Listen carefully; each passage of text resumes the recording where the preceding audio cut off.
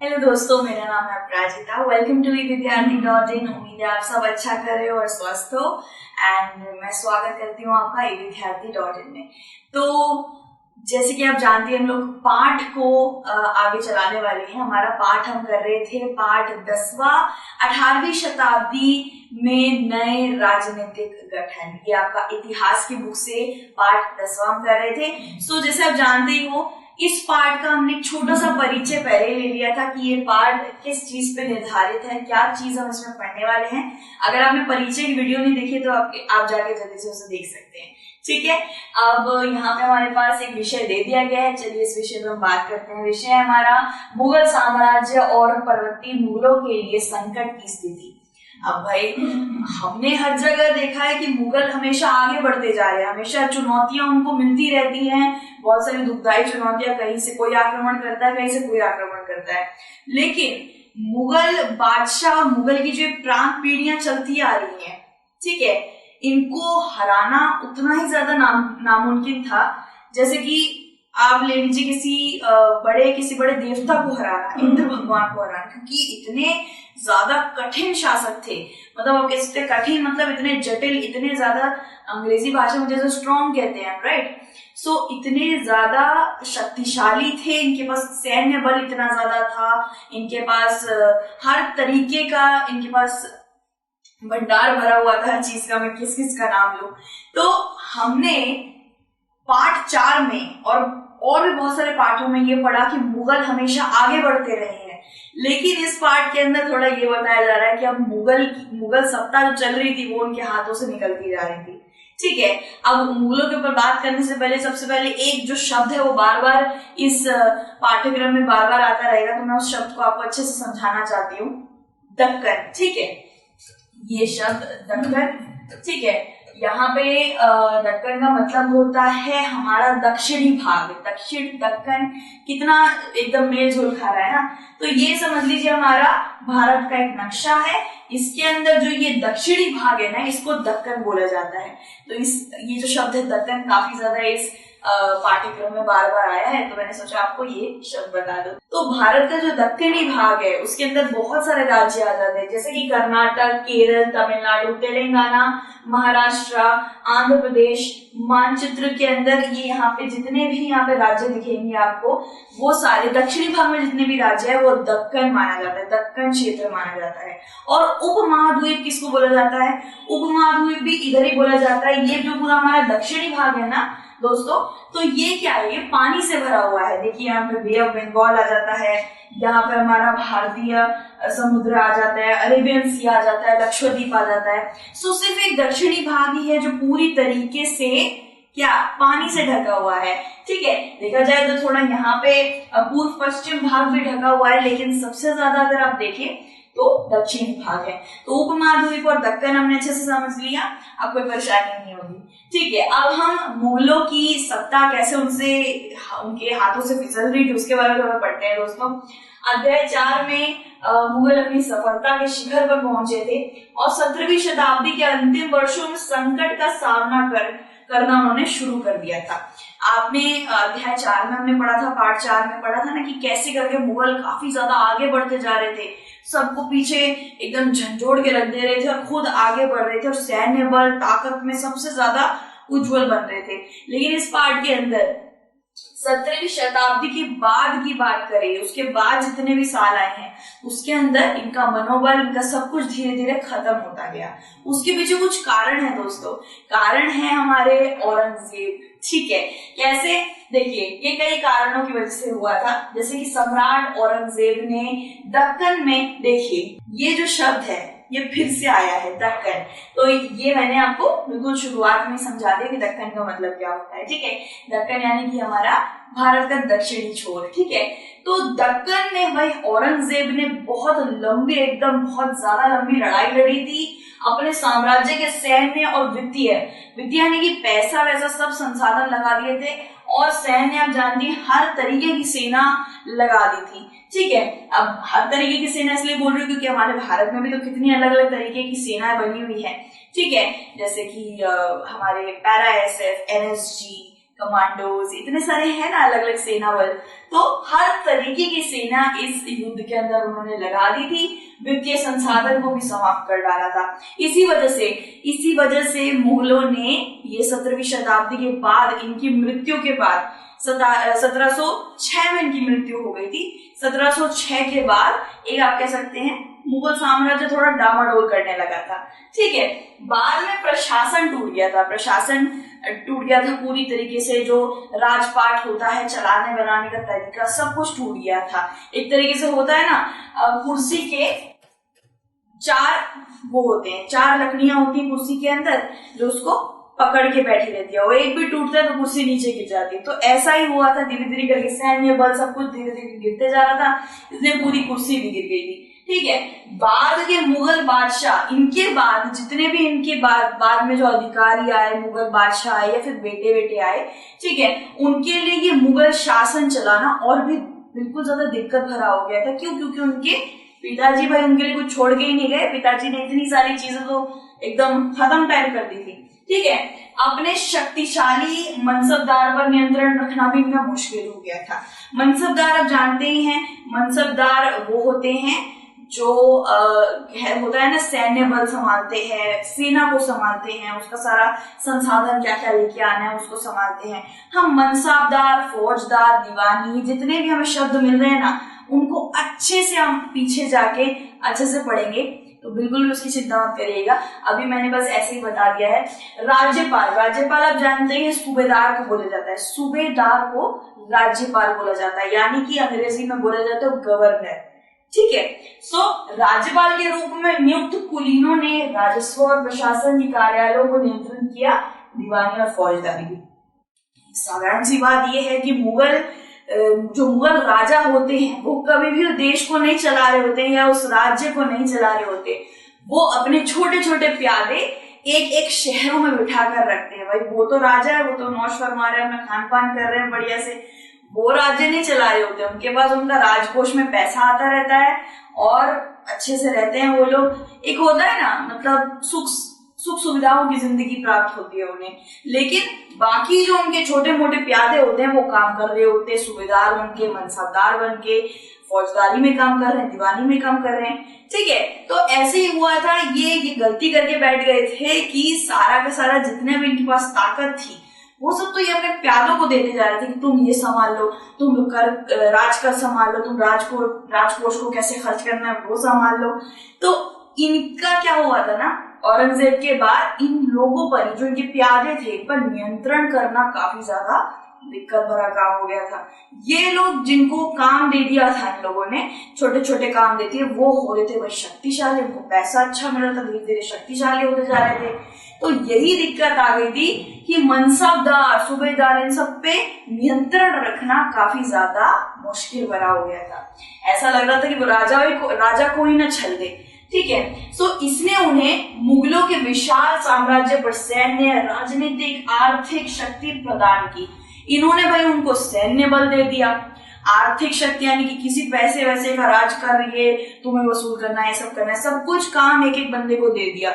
और वो क्या करने लगे, वो तो उठाएगा फायदा, क्योंकि आपने उसको बिल्कुल झोली में उसको काम दे दिया और बिल्कुल फायदा उठाता गया। इन सब पे नियंत्रण वश करना काफी ज्यादा दिक्कत भरा हो गया। तो ये कुछ आप कह सकते हैं कुछ उदाहरण थे, कुछ मैंने आपको पंक्तियां बताई जिससे हमें पता चलता है कि मुगल शासन कैसे करके डामाडोल होने लग गया था औरंगजेब की वजह से। औरंगजेब के बाद जितने भी उसके बच्चे आए, जो भी जिन्होंने उस शासन को संभाला, उन लोगों ने हर जगह भाई ताकतें बांट दी थी और वो ताकतों पर नियंत्रण नहीं कर पाए, लोगों को छलते रहे इस वजह से। तो बहुत से कारण हैं। अब हम अच्छे से मनसाबदारी, जितनी भी हमारे पास यहाँ पे शब्द दे रखे हैं, इनको अच्छे से समझते हैं, क्योंकि ये जो शब्द है ये आपके भाई परीक्षा में जरूर हाजिर होंगे। तो मैं तुक्का नहीं लगा रही, बिल्कुल 100% बोल दे रही हूँ, क्योंकि आते ही आते हैं। ठीक है, मनसाबदार रईसों को भी बोला जाता है, बहुत ज्यादा पैसा धंधाने रखने वाले लोगों को मनसाबदार बोला जाता है। होता नहीं है, जो इनका जो दरबार लगता है, मुगल राजाओं का जो दरबार लगता है ना दोस्तों, उसके अंदर बहुत ही ऊपरी पद को रखने वाले लोग, बहुत ज्यादा पैसा, होता है ना, ऊपरी पद को रखने वाले लोगों को मनसबदार कह दिया जाता है। इनके ऊपर भी कुछ जिम्मेदारियां रहती है, जैसे कि सैन्य जिम्मेदारी रहती है, सेना को संभालना, कितना खाना वाना उन्हें देना है, खाना बनवाना, घोड़ों की जिम्मेदारी रखना, घोड़ों पे नाल लगवाना, सब कुछ सेना का जितना भी चीजें होती है ना वो उनको हाथ में दे रखा होता है। और जागीरों के साथ जागीर भी संभालते हैं, जागीर जमीन को बोला जाता है, और जमीन पे खेती बाड़ी होती है, और खेती बाड़ी से इनको राज कर वसूल करना होता है। खेती से तो कर मिलता था ना पहले, टैक्स जिसको कहा जाता है, ठीक है। तो ये कौन होता है? मनसबदार, आपको याद रखना है, जो सेना को संभालता है, ठीक है। दीवान कौन होता है, या दीवानी? अदालत में उच्च पद के अधिकारी को दीवानी कहते हैं, ठीक है। उच्च पद के अधिकारी, जो आप कह सकते हैं अदालत, उस वक्त में भी तो अदालतें होती थी ना, तो उसमें जो उच्च पद, बहुत ऊपरी पद रखने वाले लोगों को दीवानी बोलते थे। और ये दीवानी लोग भी पैसे का जितना कारोबार होता था, पैसे वैसे का वित्त मंत्री भी कह सकते हो आप इसको, दीवानी को वित्त मंत्री भी कहा जा सकता है, ठीक है। अंग्रेजी में बोलेंगे तो फाइनेंशियल मिनिस्टर। फौजदारी क्या है? सैन्य कमांडर होते हैं, सेना के कमांडर। सेना को संभालते नहीं है, सेना के कमांडर है, सेना का सब कुछ जितना भी राजपाट है वो सब मनसबदार संभाल लेता है। सेना के कमांडर होते हैं, और ये राजस्व, समारोह और अदालत, इनका भी अदालत में काम रहता है। और ये राजस्व, जो टैक्स होता है, कर वसूल करना, कर वसूली को टैक्स बोला जाता है, टैक्स सिस्टम, रेवेन्यू, तो उसके अंदर भी शामिल होते हैं फौजदारी, ठीक है। और सूबेदार किसको बोलेंगे हम? राज्यपाल, जो एक राज्य को संभालने वाला, अंग्रेजी में बोला जाता है गवर्नर, ठीक है। राज्यपाल को गवर्नर बोला जाता है। ये बहुत उच्च पद का होता है, और उसके पास सारी राजनीतिक ताकतें होती हैं, ठीक है। चलिए, यहाँ पे हम पहुंच गए। यहाँ से हम लोग पढ़ना शुरू करते हैं। उत्तरी और पश्चिमी भारत के कई हिस्सों में किसानों और जमींदारों के विद्रोह ने मुगलों की समस्या और भी ज्यादा बढ़ा दी। एक और हमें कारण मिल गया, मुगलों के हाथ से जो इनका जा रहा था ना सब कुछ, एक और कारण आपके सामने। देखिए, कारण पे कारण आ रहा है, जितने भी मैं आपको कारण बताती रहूंगी ना, उतने आप परीक्षा में आराम से लिख कर आ सकते हैं। कोई भी दिक्कत नहीं होगी। अगर आपसे 2 कारण पूछेंगे, आपको 4 पता होंगे, ठीक है। एक और कारण हमारे सामने आ गया कि उत्तरी और पश्चिमी जो हमारा भारत है, पश्चिमी और उत्तरी भारत क्षेत्र है, वहां पे विद्रोह शुरू हो गए थे। कौन विद्रोह कर रहा था? जमींदार और किसानों ने विद्रोह शुरू कर दिया था। अब उसके पीछे भी कारण है भाई, वो लोग बौखला के विद्रोह क्यों करेंगे, ठीक है, कोई तो कारण होगा। तो मुगलों की समस्या को और बढ़ाने के लिए भाई किसानों और जमींदारों ने विद्रोह शुरू कर दिया। विद्रोह कभी कभी बढ़ते करों के कारण होते थे। बढ़ता कर यानी कि बहुत ज्यादा कर वसूली हो रही थी उनसे। समझ लीजिए 5% कर लेना है, ठीक है। 10 एकड़ की खेत में 5% कर लेना है, तो उनसे 5 की जगह 15 ले लिया जा रहा था। तो यही भाई साधारण सी बात है कि कर वसूली कुछ ज्यादा ही करी जा रही थी, इस वजह से वो विद्रोह कर बैठे थे। और जमींदार, यहाँ पे जमींदारों को क्या काम है भाई? विद्रोह तो भाई सिर्फ और सिर्फ किसानों को करना चाहिए, कर वसूली उनको देनी पड़ेगी ना, कर बस। तो इसके पीछे जमींदार इसलिए थे क्योंकि उस वक्त पे एक चीज को जब थप्पा लगा दिया जाता था कि 15% ही राजकोष में घुसेगा। हमें नहीं पता कि तुम किसानों से बात करके आ रहे हो, किसान बोल रहे हैं खेत उजड़ गए हैं साहब, खेत उजड़ गए हैं, बारिश का पानी में सब उजाड़ के चला गया, हम 5% दे पाएंगे, ठीक है, 5% दे पाएंगे, 15 नहीं दे पाएंगे। ऐसा भाई जमींदार को काम करना ही पड़ता था जो उसको दिया जाता था। 15% देना है तो मतलब देना है, और अगर किसान नहीं दे पाएगा तो जमींदार को अपनी जेब से देना पड़ता था। तो इसीलिए जमींदार पर भी काफी ज्यादा मतलब होता नहीं है कि करो करो करो, ठीक है, बहुत ज्यादा दबाव था उनके ऊपर भी। तो दबाव तो किसानों पर भी था और जमींदारों ने भी था, भाई हाथ मिला लिया और विद्रोह कर दिया, ठीक है। और मुगलों को विद्रोही समूह द्वारा भी चुनौती दी गई थी। बहुत से विद्रोही थे, किसी को मुगलों की किसी चीज से दिक्कत तो किसी चीज से। तो यहाँ से भाई शुरुआत हो गई कि मुगल के हाथों, शुरुआत क्या, तीसरा चौथा कारण नहीं है, मुगलों के हाथ से जा रहा था धीरे धीरे। लेकिन ये समूह औरंगजेब के बाद किसी भी आर्थिक संसाधन और सम्राट को हथियाने में सक्षम नहीं थे। बस इसमें एक चीज बहुत ज्यादा अच्छी हुई कि ये जो विद्रोह कर रहे थे ना हमारे किसान भाई और जमींदार भाई, ये लोग विद्रोह कर रहे थे सिर्फ और सिर्फ कर को थोड़ा नीचे करने के लिए कि आप थोड़ा प्रतिशत नीचे करिए, ठीक है। ये कहीं से भी आर्थिक वित्तीय संसाधन लूट नहीं रहे थे, मतलब कि होता नहीं है चलो राजकोष में से पैसा निकालने, नहीं आपने हम पे इतना ज्यादा अत्याचार किया, हमें 5% पैसा दो, ये दो वो दो, होता है ना। मम्मी पापा से कभी कभी हम लोग रूठ जाते हैं तो मम्मी पापा से अच्छा ये खिला दो मैं ठीक हो जाऊंगा। मैं तो बहुत करती थी भाई, मैं बोलती थी भाई मेरे लिए मोमोज मंगाओ, वरना मेरा मूड ऐसे ही रहेगा, मैं खाने पे भूख हड़ताल पे बैठी रहूंगी। तो मेरा ये ऐसा होता था। तो इन्होंने ऐसा कुछ नहीं किया, बस यही चाहते थे कि इनका जो दिक्कत थी इनको वो कम करते। आर्थिक स्थिति या किसी पैसे वैसे के लेन देन में कुछ नहीं हुआ था, पैसे राजकोष में कहीं से भी कुछ भी खराबी नहीं आई थी। इन्होंने बस अपनी दिक्कत को सामने रखा और उसी पे विद्रोह किया। इनको कोई भी हड़प्पा वड़प्पा इन्होंने कुछ नहीं करा, किसी चीज को खराब भी नहीं करा, ना ही कहीं पे अनशन पे बैठे, ना ही कहीं पे पत्थर फेंके, ना ही राज्य को खराब किया, ठीक है। तो किसान और जमींदार दोनों एक साथ मिलकर क्या कर रहे थे भाई, अपनी हड़ताल कर रहे थे, ठीक है। तो अब आ जाते हैं भाई यहाँ पे राज्यपालों, स्थानीय सरदारों और अन्य समूहों के हाथों से राजनीतिक और आर्थिक सत्ता के क्रमेण स्थानांतरण को रोकने में असमर्थ थे। अब देखिए यहाँ पे एक चीज गौर करने वाली बात है कि अब कुछ और लोगों की भी यहाँ पे हमें झलक दिख रही है, जैसे कि राज्यपाल, ठीक है। राज्यपाल को अंग्रेजी में क्या कहते हैं दोस्तों, गवर्नर कहते हैं। राज्यपाल, स्थानीय सरदार वहां पे होते हैं ना, सरदार होते हैं, जैसे कि गांव में एक सरदार होता है या फिर पंच होते हैं, ठीक है। तो सरदार और राज्यपाल और अन्य समूह के हाथों से राजनीतिक और आर्थिक सत्ता के क्रमेण स्थानांतरण को रोकने में असमर्थ रहे, यानी कि सरदारों के हाथ में भी बहुत ज्यादा बड़ी ताकत आ गई थी। राज्यपाल जो एक राज्य संभाल रहे थे, प्रांत संभाल रहे थे, उनके हाथों में भी बहुत ज्यादा ताकत आ गई थी। और ये ताकत किसी ने नहीं, इन मुगल राजाओं ने उनको दी थी। बस ताकत का भाई असर चढ़ा सर पे और इन्होंने मुगल राजाओं को धोखा देना शुरू कर दिया। इन्होंने अपने आप में ये बहुत ज्यादा ताकतवर हो गए, लोगों को भाई लेके आने लग गए, ठीक है। दूर दूर से लोगों को भाई रखने लग गए काम पर, सब कुछ खुद से करने लग गए, ठीक है। तो यही हुआ कि ये जो इनकी ताकतें बढ़ रही थी ना कुछ लोगों की, ये मुगल राजा इसको वश में नहीं कर पाए, ठीक है। और ये लोग और भी ज्यादा ताकतवर होते गए, ठीक है। इस राजनीतिक संकट के बीच ईरान के शासक, आपको याद रखना है ईरान के शासक नादिर शाह थे, ठीक है, जिनकी मैंने यहाँ पे तस्वीर लगा रखी है।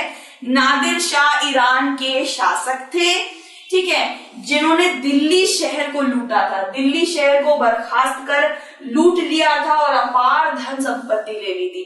दिल्ली भी उस वक्त पे मुगलों के हम कह सकते हैं अंदर थी, और इन्होंने जाकर नादिर शाह जो ईरान के कौन थे, राजा थे, शासक थे, जाकर दिल्ली को लूटा है।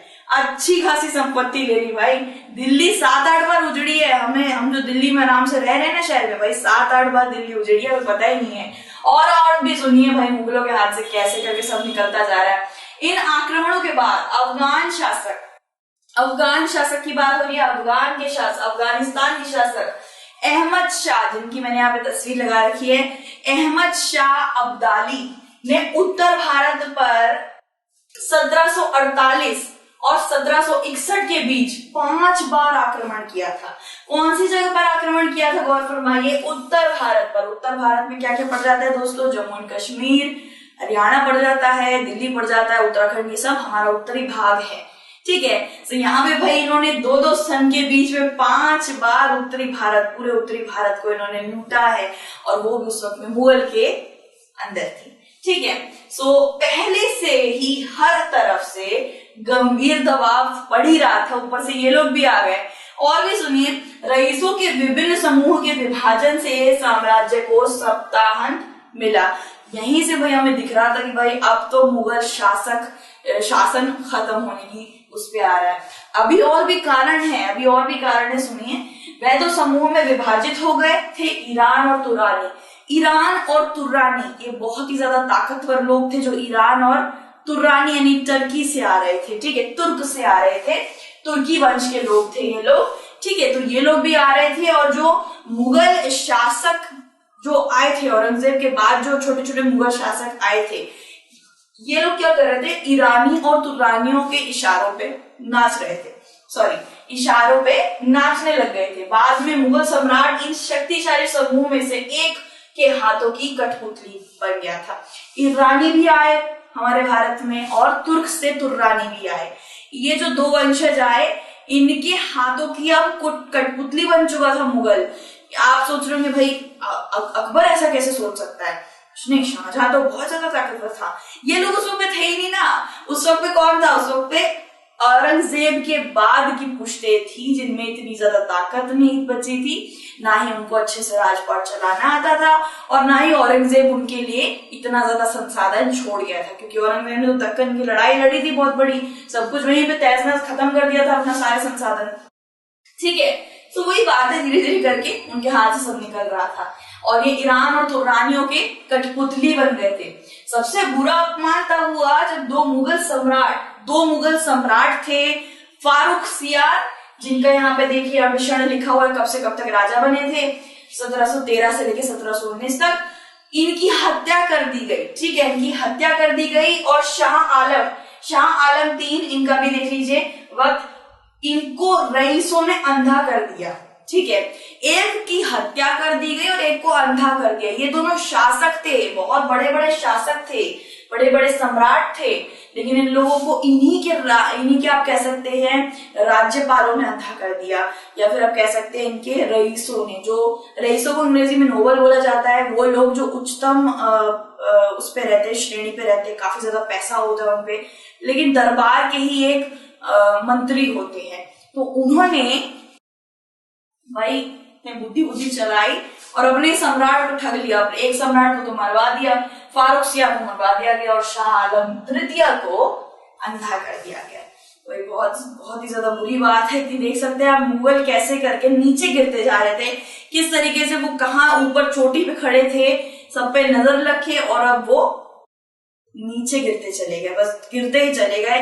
तो ये कुछ कारण थे जिसकी वजह से पूरा मुगल साम्राज्य नीचे डूब चला था। बहुत से कारण थे, हमने कारण को बतलाया भी, हमने आपसे बात भी करी। ठीक है, सो उम्मीद है आपको इससे अच्छा खासा भाई सबक मिला होगा। वो सबक ये है कि हर वक्त नहीं रहता है भाई, हर वक्त आपको खुशहाली नहीं मिलेगी, एक वक्त पे आप नीचे भी गिरोगे। ठीक है, अब बैठा तो नहीं, पर छोड़िए, चलिए दूसरी वीडियो में हम जरूर मिलेंगे। दूसरी वीडियो में है भाई हमारे नए राज्यों का उदय, इस वाली वीडियो में मिलेंगे, हमारा दूसरा विषय है। तो भाई दूसरी वीडियो में मिलते हैं, जल्दी से अपना ध्यान जरूर रखिएगा and take care, bye bye guys.